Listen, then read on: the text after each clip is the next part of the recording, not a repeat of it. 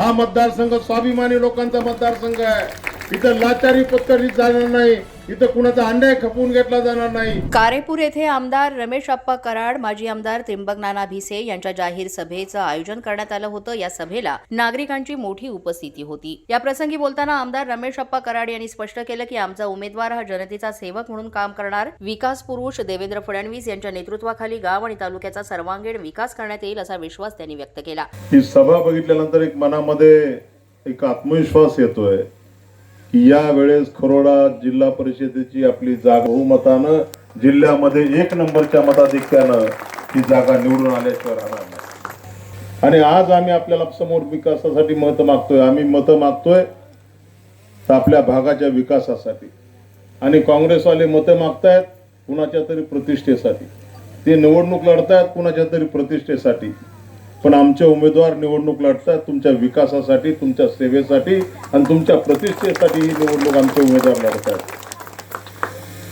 आज आपण बघत असाल त्या देशामध्ये नरेंद्र मोदींच्या रूपाने परिवर्तन झालं, आपल्या राज्यामध्ये देवेंद्रांच्या रूपाने परिवर्तन झालं, आणि देशात, राज्यात, आपल्या जिल्ह्यात, तालुक्यामध्ये विकास काय असतो, विकासाची गंगा काय असते, याची सुरुवात या भारतीय जनता पक्षाच्या सरकारच्या काळामध्ये झाली.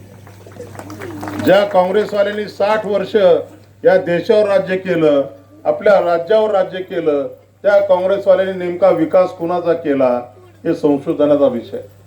त्यांचा विकास फक्त स्वतःचा, स्वतःच्या परिवाराचा, स्वतःच्या कुटुंबाचा आणि स्वतःच्या बगल बच्च्यांच्या शिवाय त्यांनी कुणाचा विकास केला हा त्यांनी आत्मपरीक्षण करण्याची त्यांना गरज आहे.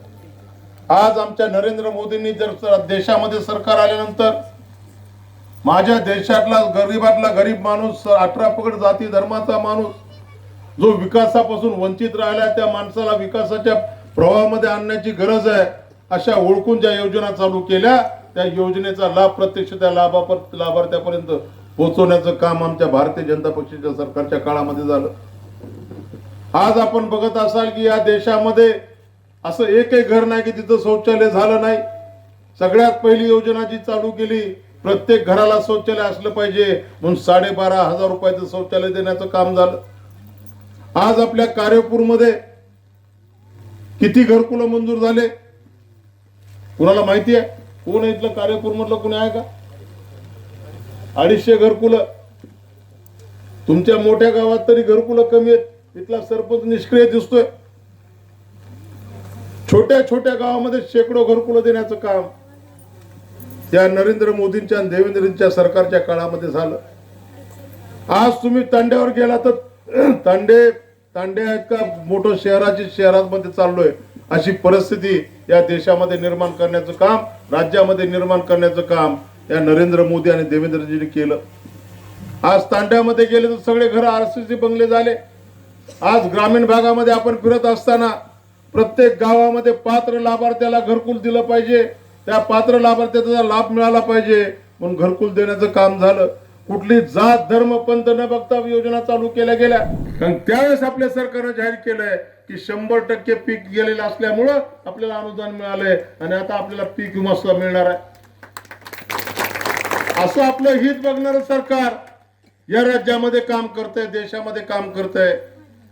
मग आपलं हित बघणारं सरकार राज्यात आणि देशात असेल तर आपल्या जिल्ह्यामध्ये कुठलं सरकार आलं पाहिजे? भाजपचं आलं पाहिजे का नाही? आणि योगायोगाने या जिल्हा परिषदेचं अध्यक्षपद महिलेसाठी राखीव आहे.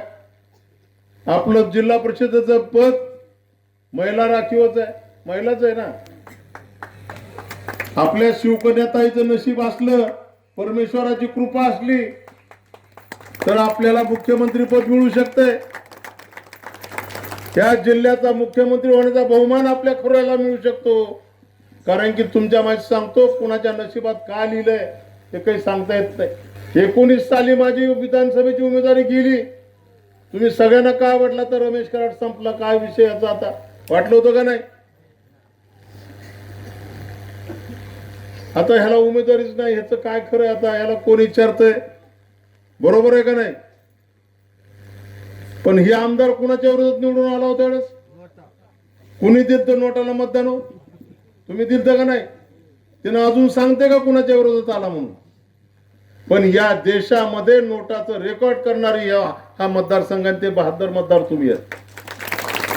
आणि तुमच्या या नोटाच्या मतामुळं माझ्या भारतीय जनता पक्षाच्या नेत्यांनी मला विधान परिषदेचा आमदार केलं आणि मला विधान परिषदेचा आमदार केलं म्हणून मी आपल्या मतदारसंघाचा विकास करू शकलो. आपल्या मतदारसंघामध्ये हजारो कोटी रुपयाची विकासाची कामं मी आपल्या मतदारसंघामध्ये आणू शकलो. आणि आज आम्ही विकासाला मत मागतोय. आज आमच्या गोरगरिबांच्या विकासासाठी आम्ही मत मागतोय. आम्हाला सर्वसामान्य 18 पगड जाती धर्माच्या लोकांची सेवा करायची आहे म्हणून आम्ही मत मागतोय, आशीर्वाद मागतोय. आणि याच्या उलट काँग्रेसवाले आज आता खरोळ्यामध्ये सभा झाली. ओमजी, काँग्रेसचा ते आमदार कोणतरी नेता काय म्हणला की भाजपचे आमदार कमिशन खोरी करायला आमदार झाले, गुत्तेदार झाले. भाजपचे आमदार गुत्तेदार झाले. कटके साहेब, तुम्ही पेपरमध्ये लिहा, ज्याच्या बापाच्या नावाने 10 वर्ष झालं रस्त्याचं काम चालू आहे लातूरमध्ये, विलासरावजी देशमुख महामार्ग म्हणून जे काम चालू आहे त्याच्यामध्ये कमिशन कुठं खाल्लं, कुणी खाल्लं आणि कुठं मुरलं याचा हिशोब आधी लातूरकरांना दे आणि नंतर दुसऱ्याला आरोप कर म्हणाव. जाहीर माझा सवाल आहे. त्या गुत्तेदाराचं नाव सांगतो, त्या गुत्तेदारानं किती कमिशन दिलं ते सुद्धा रमेश कराड सांगतो. त्याच्यानंतर लातूरमध्ये आपल्या सरकारने जे भुयारी गटार योजना चालू केली त्याच्यामध्ये किती कमिशन खाल्लं ते सांगतो. अरे बोलणं कमी आणि हातवारे जास्ती. खटके साहेब, आम्ही हिरो नाहीत, आम्हाला ती माहित बी नाही हिरो हिरोईन काय असते ती. झटके, नखरेन, कानन, डोळेन, वाकडेन तिकडे कशामुळे रे बाबा? हा मतदारसंघ लोकनेते गोपीनाथरावजी मुंडे साहेबांचा मतदारसंघ आहे. हा मतदारसंघ स्वाभिमानी लोकांचा मतदारसंघ आहे. इथं लाचारी पत्करली जाणार नाही, इथं कुणाचा अंड्या खपवून घेतला जाणार नाही. माजी आमदार त्र्यंबक नाना भिसे यांनी स्पष्ट केले की शेतकरी समस्या, मालाला योग्य भाव, आपल्या प्रत्येक समस्या या सुटणार आहेत. यासाठी ही योग्य वेळ आहे. आपली निशाणी कमळ. यासाठी भरघोस मतानं विजयी करा. आपल्या परिसराचा विकास करून घ्या असं सांगितलं. शेतकऱ्याचा शेतीमाल असेल, शेतकऱ्याचा भाजीपाला फळफळावर असेल, हे सगळं आपल्याला मुंबईला मार्केटला नेण्याची सोय, ताबडतोब नेण्याची सोय या सरकारनं करण्याचं काम इथं हाती घेतलेलं आहे. अंतर्गत ज्या सुविधा आपल्याला पाहिजेत त्या सुविधा करण्याचं काम या सरकारनं चांगल्या पद्धतीने इथं केलेलं आहे. रमेश आप्पांच्या माध्यमातून भरपूर निधी अंतर्गत गावामध्ये आलेला आहे. परंतु आप्पा आता आपले गावाला येणारे रस्ते हे करणं गरजेचं आहे. अनेक रस्ते या भागातले खराब झालेले आहेत आणि त्याच्यासाठी सुद्धा या सरकारचं धोरण आहे की हे रस्ते चांगले मजबूत करायचे. 40-40 टनाचे वाहनं आता या रस्त्यावरून जात आहेत, रस्ते खराब होत आहेत. तर त्या दर्जाचे रस्ते, सिमेंटचे रस्ते करण्याचं धोरण हे शासन घेणार आहे. असं धोरण घेतलं तर निश्चितपणे ते रस्ते चांगले होणार आहेत आणि मजबूत होणार आहेत. आणि ते धोरण फक्त हेच सरकार घेऊ शकतं. भारतीय जनता पार्टीच हे करू शकते.